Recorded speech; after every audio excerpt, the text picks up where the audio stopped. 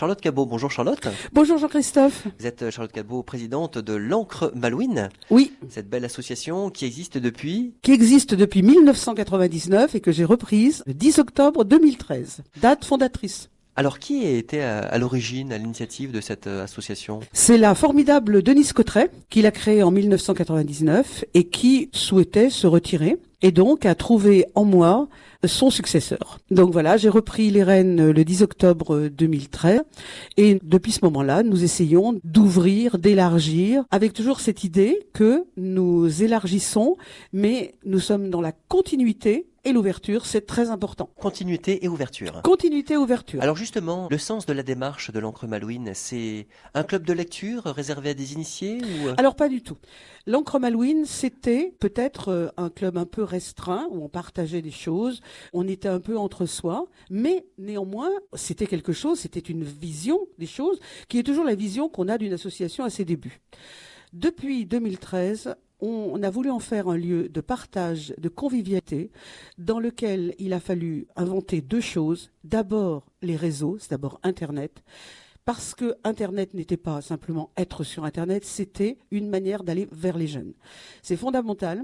L'Encre Malouine a besoin, pour exister, de créer ce partage, de se montrer comme une association qui n'a rien d'élitiste. On peut venir quand on est grand lecteur, on a le droit.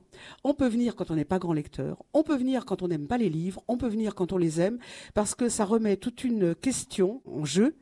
Qu'est-ce que le livre ? Qu'est-ce que la lecture nous apporte ? Quelle est l'importance de la culture ? Et aujourd'hui, où nous appartenons, je le dis tout à fait modestement, au tissu culturel de Saint-Malo, puisque nous sommes installés à la Grande Passerelle, eh bien, la question se pose plus que jamais à Saint-Malo et dans le monde aujourd'hui. C'était donc un espace démocratique en vous écoutant, Charlotte. C'est un espace très démocratique. Ouais. Et vraiment au sens de la démocratie grecque athénienne. C'est-à-dire, démo le peuple, kratein le pouvoir.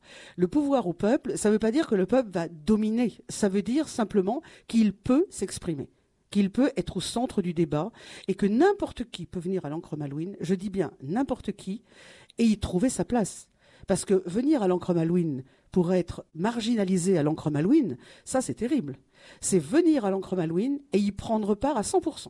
Alors, j'en veux pour preuve dans la diversité, la venue de Yaya Bellaskri notamment, la découverte de ce genre littéraire qu'est la bande dessinée avec Pascal Bresson. Absolument. Enfin, je ne cite que ces personnes-là, mais il y a eu toute une série, une kyrielle d'invités, tout aussi intéressants les uns que les autres. Oui. Ça a donné lieu à des interviews, qu'on peut retrouver d'ailleurs sur le site de l'Encre Malouine. Tout à fait. Alors, c'est vrai que qui dit culture dit diversité. Donc, nous avons créé des rencontres avec des écrivains. Je précise bien que ce ne sont pas des rencontres people, que ces écrivains viennent gratuitement, que nous prenons en charge leurs frais immédiats, mais qu'ils viennent gratuitement, et que c'est la culture protéiforme, la culture sous toutes ses formes. Donc, nous avons invité effectivement des écrivains comme Kébir Ami et comme Yaya Bellaskri, qui sont au cœur de cette guerre d'Algérie, qui est toujours à l'intérieur des consciences. Mais nous avons invité Pascal Bresson, qui d'ailleurs... c'est assez proche, hein, plus fort que la haine, c'est quand même quelque chose qui réfléchit sur les problèmes du monde. Nous avons invité Sylvette Hortel, qui parle de nouvelles, Charles Monteco, qui est un photographe, plein d'autres gens qui sont de façon très diversifiée, certains élans vers la culture.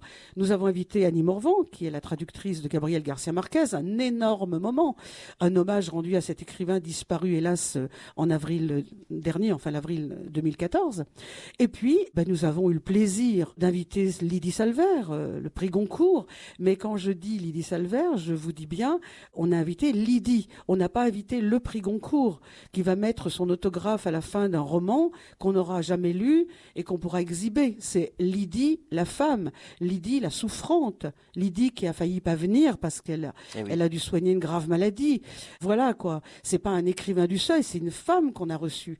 Et je pense que ça, c'est proche des gens. Et qui a beaucoup joué le jeu, hein, finalement, avec les personnes qui étaient dans le public, hein, qui ont posé des questions à l'issue de l'intervention. C'est vrai qu'elle a écrit ce roman Pas pleurer, qui est un merveilleux hommage à sa mère, à travers Bernanos et la guerre d'Espagne. C'était des accents très personnels, un schéma narratif magnifique, et puis une femme qui avec simplicité, a su montrer que la littérature, c'était l'affaire de tous. Et ça, j'y tiens beaucoup. La littérature, c'est l'affaire de tous. Et qui dédicace avec le sourire.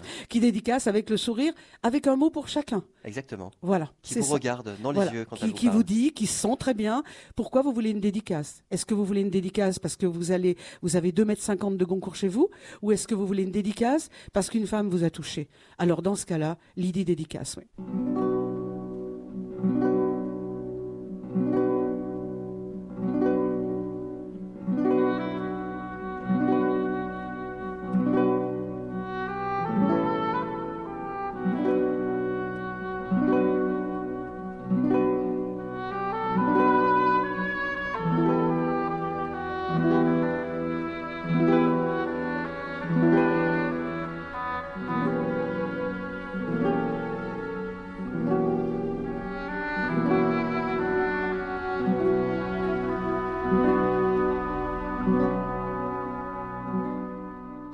Alors Charlotte Cabot, effectivement, vous évoquiez les rendez-vous qui finalement sont égrenés au cours de l'année. On va y revenir dans quelques instants, mais j'aimerais revenir avec vous aussi tout de suite, Charlotte Cabot, sur le rôle de la littérature. Là, je m'adresse non seulement à la présidente actuelle de l'Ancre Malouine, mais aussi à la professeure agrégée de littérature que vous étiez en lycée, notamment en région parisienne. Et à la fac. Et à l'université. Alors, vous, comment vous avez perçu tout au long de votre parcours professionnel, et là encore maintenant, avec cet engagement associatif, ce militantisme, eh bien, cette clé qu'est la lecture, cette porte vers la culture? Est-ce que c'est toujours actuel? Est-ce que bien sûr, on peut toujours en parler? Oui. Bien sûr.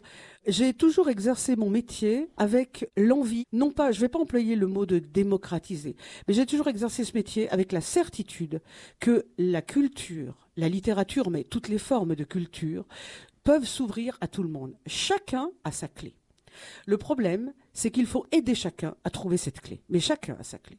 Et si vous voulez, ma grande idée, ça a été de me dire, moi qui étais enfant de famille pauvre, il n'y avait aucun livre chez moi. Il faut le savoir quand même.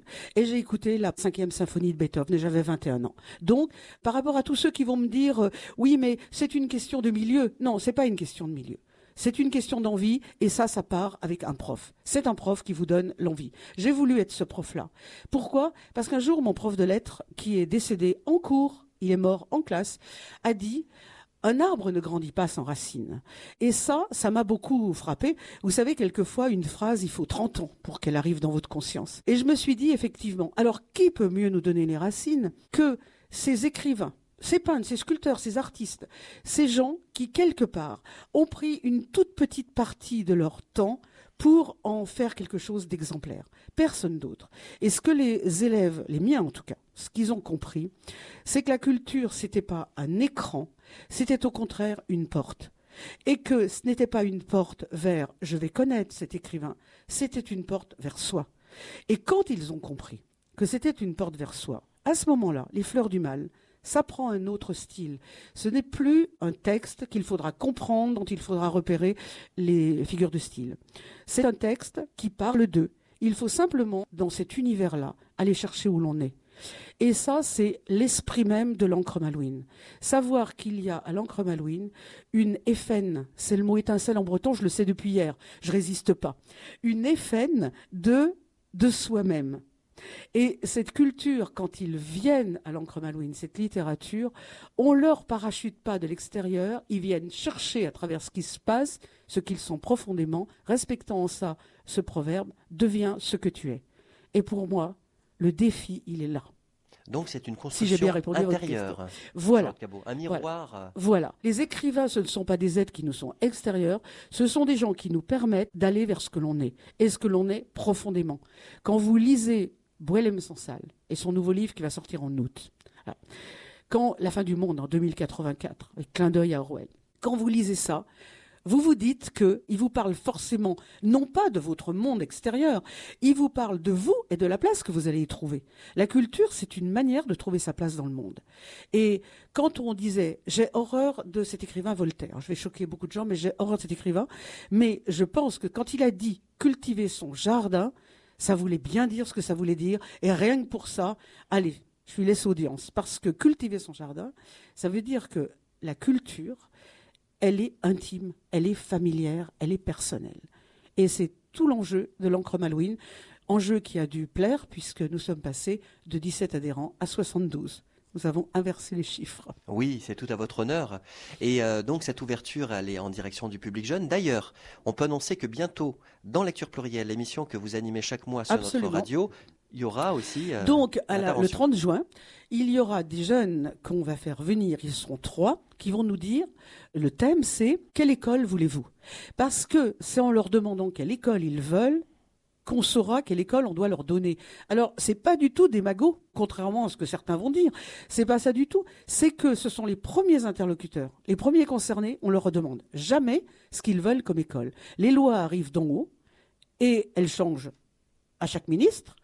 Et on leur demande jamais quel plaisir ils veulent prendre à l'école. Parce que, vous voyez, Jean-Christophe, je reviens sur cette notion de plaisir. L'école, la culture, c'est un plaisir, c'est pas un pensum. Et je vous ai raconté déjà cette anecdote que je trouve dramatique. Les maîtresses qui font faire des lignes d'écriture aux élèves pour les punir, bonjour la vision de l'écriture, et les maîtresses qui disent, toi tu ne vas pas faire la sortie, tu vas lire. Mais moi on m'aurait dit ça, mais j'aurais poussé des cris de bonheur. On va lire. Eh bien c'est perçu comme un pensum, ce qui fait que des enfants qui ouvraient des yeux émerveillés quand leur mère lisait des histoires, aujourd'hui, la lecture, barque.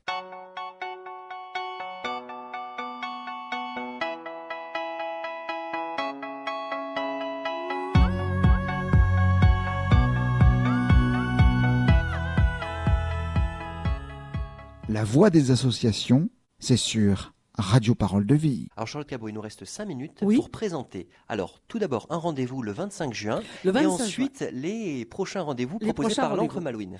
Alors le 25 juin, nous changeons de lieu.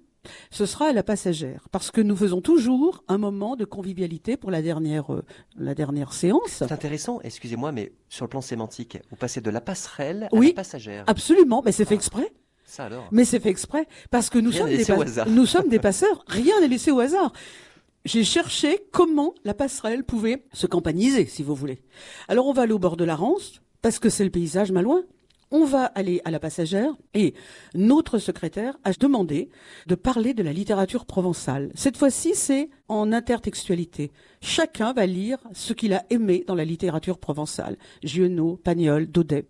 Chacun va lire et puis, si on le souhaite, on pique-niquera au bord de la Rance. Ce sera la dernière rencontre avant les rencontres futures. Donc, tout le monde est invité, ne serait-ce que pour venir voir ce que c'est que l'Ancre Malouine, à participer à tout ça. Il suffit de me téléphoner quand même ou d'aller sur le site pour pouvoir me dire je viendrai pour que je puisse organiser. Un site très moderne d'ailleurs. Un site qui a changé. Il était plus sous forme de blog.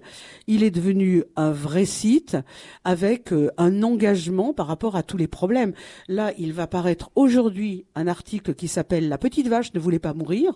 Alors, d'aucuns pourront dire « Mais est-ce que c'est un site sur les animaux ?» Pas du tout. Je parle de Plutarque, le philosophe grec, qui nous a dit il y a très longtemps que la souffrance animale était insupportable.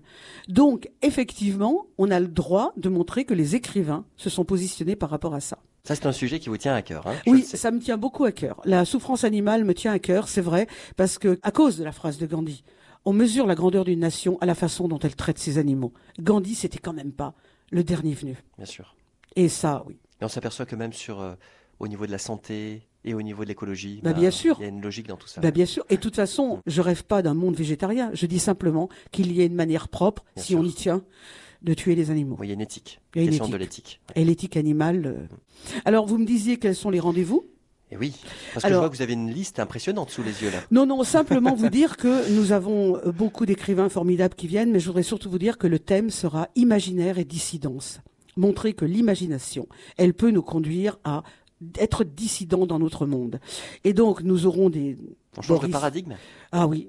On fait maintenant un fil conducteur pour que les gens se reconnaissent, que ce ne soit pas des écrivains qui viennent au hasard. Donc, on aura Boris Akounine, 17 septembre, on recommence, qui est l'écrivain russe dissident.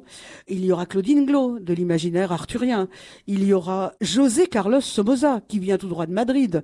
Lui qui est quand même un auteur, la pointure d'Actes Sud. Je vous en passe. Hein. Alain Roman, parce qu'on travaille avec des gens qu'on connaît, qui sont dans le coin, qui viendront nous parler de Surcouf.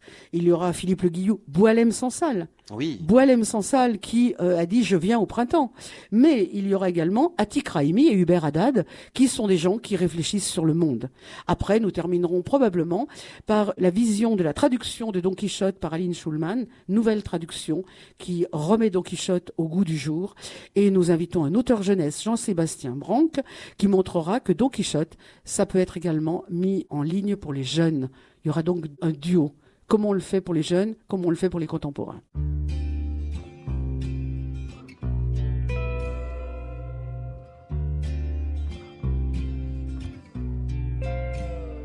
Dernière question, Charlotte Cabot. Oui. Où est-ce que vous allez trouver toute cette énergie pour porter à bout de bras et je sais que ce n'est pas chose aisée, association écoutez, probablement parce que n'ayant pas de racines, je voudrais en donner aux autres et que je ne sais pas moi-même leur donner des racines, sinon en puisant dans ce patrimoine inouï qui est la culture française, internationale, et que sont ces artistes magiques. Eh bien, écoutez, c'est sur cette réponse lumineuse que nous allons conclure cet entretien. Je vous remercie beaucoup d'être venue, Charlotte Cabot, pour nous parler de l'encre Malouine. Il y a bien sûr un site, je l'ai dit tout à l'heure. Il y a un numéro de téléphone aussi que l'on trouve directement sur le site. encremalouine.com. Voilà, et puis le rendez-vous du 25 juin qui, à mon avis, sera un petit peu, effectivement, vous l'avez dit, l'auberge espagnole. Hein. On vient avec ce que l'on est, avec ce que l'on a. Pour partager, on met tout ça en commun. Et je ne doute pas que le résultat sera là aussi à la hauteur. Merci Charlotte Cabot. Merci beaucoup Jean-Christophe pour votre invitation. Et bonne continuation à vous. Merci. Au revoir. Au revoir.